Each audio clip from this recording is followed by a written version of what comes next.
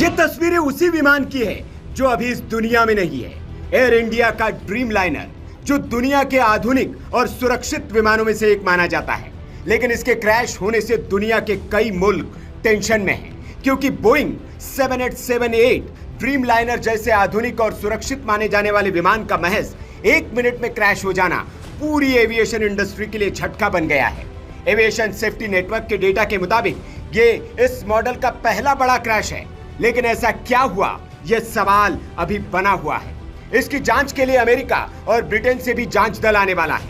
यह विमान कितना ताकतवर है, इसे समझने के लिए आप बीजेपी सांसद और पायलट राजीव प्रताप रूडी को सुन सकते हैं। ये विमान 787 ड्रीम लाइनर है, जो अपने आप में बहुत ही ताकतवर विमान माना जाता है और जिसकी क्षमता एक बार उड़ान भरने के बाद 12 से 14 घंटा तक आसानी से उड़ान भर सकता है। और ये उड़ान अहमदाबाद से लंदन के लिए था, तो स्वाभाविक तौर से कम 80 से 90 टन ईंधन इस विमान में जरूर होगा।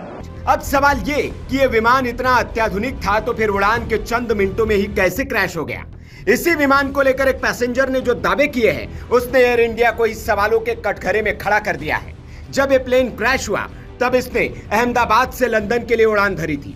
इसी प्लेन में 2 घंटे पहले एक लड़का सवार था जो दिल्ली से अहमदाबाद तक सवारी करके आया था। उसने ऐसा खुलासा किया है जिसके बाद कई सवाल खड़े हो गए हैं। सबसे बड़ा सवाल ये कि क्या एयर इंडिया ने इस युवक की बात को अनसुना कर दिया। अगर इस युवक की बात सुनी जाती तो क्या इतने सारे पैसेंजर की जान बच सकती थी। यह सवाल इसलिए क्योंकि इस लड़के ने इसी फ्लाइट को लेकर ऐसा खुलासा किया है जिसने एयर इंडिया को सवालों के घेरे में खड़ा कर दिया है। जिस युवक ने एयर इंडिया पर सवाल उठाए हैं उसका नाम है आकाश वत्स। इस युवक ने उसी प्लेन के कुछ वीडियोस